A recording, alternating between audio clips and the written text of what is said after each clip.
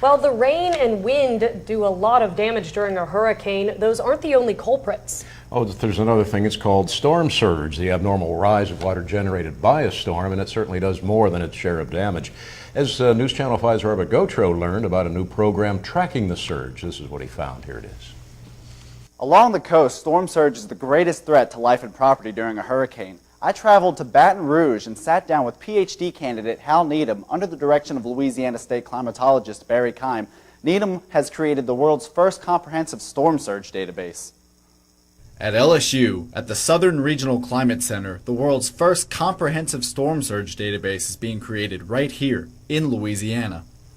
It's the project of PhD candidate Hal Needham and Louisiana state climatologist Barry Keim. It's called SurgeDat, and it's an attempt to archive hurricane storm surges not only along the Gulf Coast, but the world.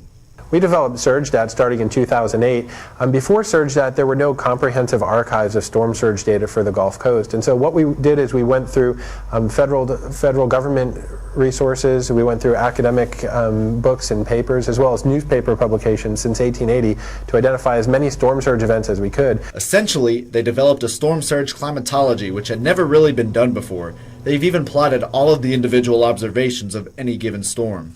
We've also recently created a web tool that people can go to. They can go to the SurgeDat website and actually click on a storm, and each of these dots on this tool shows you a separate storm surge observation. If you click on a dot, the tool will show you how high the water level got in a given location. This new tool will be able to help those in coastal construction, coastal planning, infrastructure, and even flood protection identify areas of higher risk and better prepare for future surge events. Another study that we've done here is to identify the return periods. For example, what's the height of the 100-year storm or storm surge along the Gulf Coast? So it shows that storm surge has a pattern to it. It just doesn't randomly happen. But generally, the northern and western Gulf Coast, we see the highest storm surge levels. The plan is to extend this study not only within the U.S., but across the world.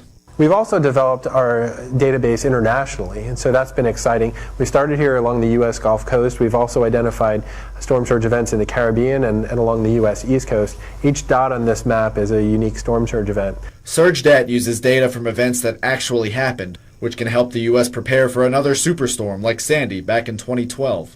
This is a map of the 1938 hurricane that went up the East Coast and hit Long Island, New York, and New England. What's interesting about this pattern is that last year when Hurricane Sandy hit the New York City area, the same water pattern was found. The highest storm surge levels were here in the western side of Long Island Sound. What this has shown us is that looking at historical data, we can see patterns that develop through observations that can help modelers and help forecasters predict where we might see the highest storm surge levels in future storms. And so what happened in 1938 in some ways was similar than what happened in 2012. The database is updated as new storms occur and as more historical data are discovered. You can find out more about SurgeDat on our website, kalb.com.